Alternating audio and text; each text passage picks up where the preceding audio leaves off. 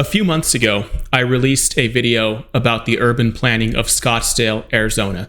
And as I was doing research for it, I came across a group called Protect Scottsdale. We have a problem in Scottsdale. Actually, it's a problem all over the country. It's called new urbanism and smart growth. Because this is new urbanist, anti-automobile, smart growth. You've got to live in a highly congested, high-density, Soviet-style condo next to a mass transit station. They want space. They want the American dream. They want to live in a suburb. They want to drive a car, maybe two, maybe three. They want to have a big garage. That is under assault. New urbanism, if you haven't heard, is really a euphemism for command and control.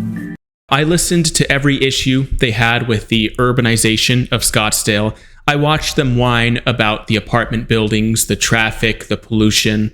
10,000 new apartments are currently in the pipeline, which will create massive traffic congestion, stress our infrastructure. And not long after I finished writing that video, I happened to leave my bubble of walkability in downtown Phoenix and travel to a suburb which is a lot like Scottsdale to see some family members. And at this point, I still had these NIMBY talking points swirling around in my brain.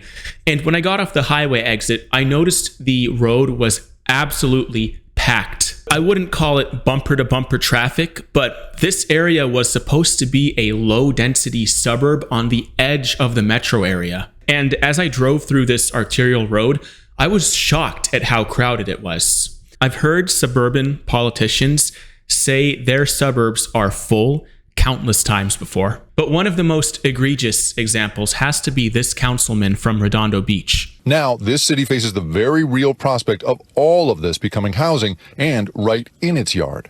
In terms of parkland, we'd love to see at least half of it as parkland. Councilmember Todd Lowenstein says his constituents oppose the development. We are the second most populated city along the California coast. Why shouldn't Redondo Beach and every city in California have to, by state law, build more housing?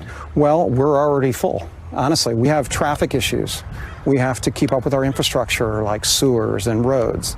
If you're going to pick a place to have low to medium income housing, are you going to put it next to the ocean, or are you going to put it inland? Couldn't you argue that people who can afford that kind of housing should also be able to have a water view?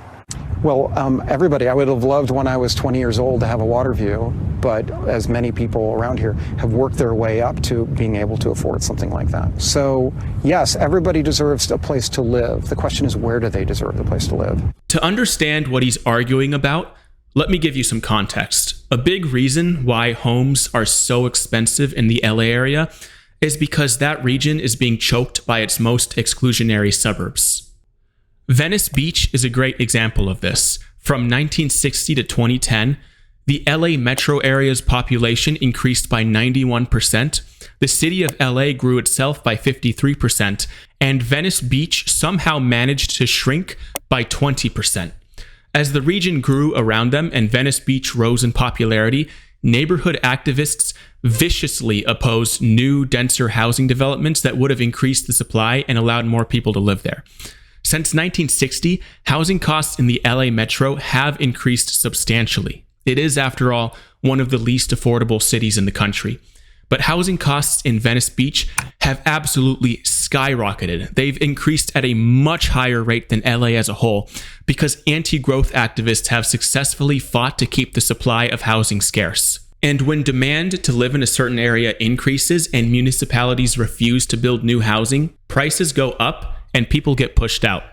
Venice Beach used to be a bohemian community that was completely accessible for working people, but in 2023, you need a six-figure income to get even a one-bedroom apartment there. And when this happens, the people who were pushed out have to go somewhere, which means if that new municipality refuses to build more housing, prices go up there as well. What every city and town does has ripple effects on the rest of the region, and when you have dozens of suburbs acting like Venice Beach, it creates massive problems on a regional scale. Beverly Hills, Santa Monica, and West Hollywood have hardly changed in population since the 80s, and these are just the worst offenders. And California's housing crisis doesn't just affect California. It has also bled across state and national borders. When Californians want affordable housing, they go to Arizona, Texas, Florida, or in some cases, Mexico. Housing costs are the primary reason the state has begun to decrease in population, and they are a huge contributor to the state's homelessness crisis, which is the worst in the country. The problem has gotten so bad that the state government is actually stepping in to force cities to increase housing production. And that is what this politician is arguing against. He's saying, we're full. You can't subject us to that when traffic is already this bad. We have no more room for growth. Build more housing somewhere else. So, Redondo Beach is too crowded. Protect Scottsdale is saying that Scottsdale is too crowded. And apparently I think that the suburb I went to is too crowded.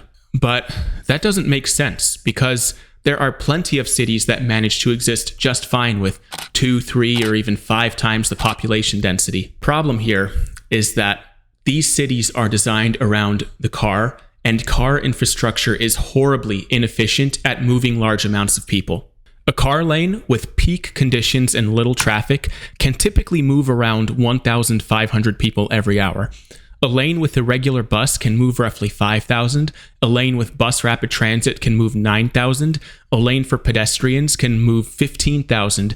And a heavy rail line can move up to 60,000 people per hour. This is why even in low-density suburbs like these, the streets feel packed. It's not that there's that many people here. The issue is that even though they are utterly massive, the capacity of these arterial streets is quite low, and it doesn't take that many people to fill them up, which is what creates the illusion of crowding. This means that car-centric infrastructure and population density don't mix well at all. And plenty of people are already aware of this, but a lot of them do not grasp just how bad private vehicles are at moving large quantities of people. It would take approximately 10 lanes of mixed traffic to transport the same volume of people as one 10-foot sidewalk. It would take 40 lanes of mixed traffic to be able to compete with heavy rail. And when this guy says Redondo Beach is full, what's really happening is that these low-capacity streets are having trouble accommodating all the people.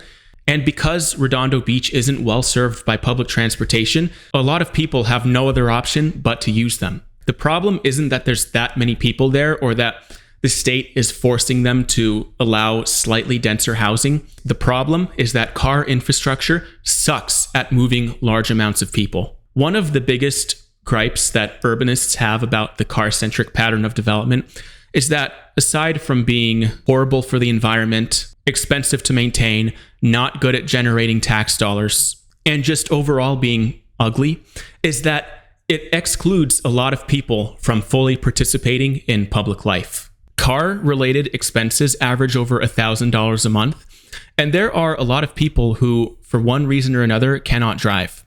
But the issues of car-dependent city planning and exclusionary housing policies are very closely related. And if our cities want to avoid the fate of Venice Beach and remain accessible for everyday people, they have to be able to grow when it's time for them to grow. If you look at neighborhoods that were developed before World War II, something you'll notice is that there's a mix of housing types. Single-family homes coexist with duplexes, triplexes, fourplexes, and apartment buildings. Neighborhoods like these had a more organic type of growth. When there was demand to live in them, there were no rules that said you were only allowed to build single-family homes by right, which meant that they could densify easily. And because of the flexibility these neighborhoods had, housing used to be a lot cheaper. Some people like to say that landlords have become especially greedy nowadays, or that corporations have been buying up homes and leaving them empty to jack up rents, but these statements are misleading at best. Housing used to be cheap because a lack of restrictions in the past allowed our cities to be in a state of housing abundance. Housing is expensive now because restrictions on what type of housing can be built where have led to housing scarcity. I'm definitely simplifying the issue a lot, but allowing traditional neighborhoods like these to develop is key in getting housing costs back in line with people's incomes and preventing displacement. The average household in Redondo Beach could not afford the average home there unless they were willing to save up a huge down payment, inherit money, or leverage equity from another home. And should California's state government get its way, residents of Redondo Beach will likely see a few new apartment buildings near commercial areas and a handful of duplexes and ADUs in neighborhoods like these. The city would not change that much. No one is trying to turn it into Kowloon Walled City. And it's not like the state is singling out Redondo Beach. They've been cracking down on NIMBYism across the state, and they've used their powers to do everything from upzone San Francisco's west side to forcing through a massive apartment project in Santa Monica. They are finally acknowledging that the housing situation there is unacceptable, never needed to happen, and can be fixed if its cities and towns are willing to do their part. Traffic is horrible in the LA area, and it absolutely rules over people's lives.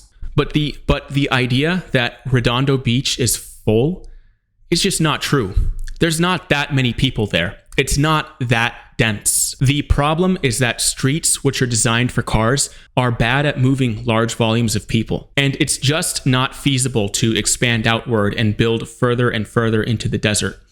If the state is going to grow, its cities and towns have to grow with it, which means they cannot keep developing around inefficient car infrastructure like this. I don't expect this politician to watch this video and then suddenly turn around and demand that Redondo Beach gets a heavy rail line, although that would be cool. I fully expect him to fight the state government as much as he can, and when the state inevitably wins and forces them to build more housing, I expect them to drag their feet as much as possible throughout the process. The number one issue California has is housing. So many other issues there can be traced back to housing scarcity. And if the state wants to fix this, it also has to address the issue of car-centric urban planning. All right, thanks for watching the video. If you enjoyed it, you should know I recently made a Patreon where if you sign up, you'll get videos ad-free, sponsorship-free, 24 hours in advance, and you'll also get access to a 10-minute bonus video that I'm going to release soon. It's about a fight over a road diet in a certain Phoenix suburb that I've talked about before. So if you like this one, you'll probably like that one. Also, I went to Chicago this weekend, and I took a ton of footage, and you're going to see a video about it soon. So if you like the video, and if you want to see more stuff from me, go ahead and like and subscribe so that the YouTube algorithm knows what to do. And yeah, peace out.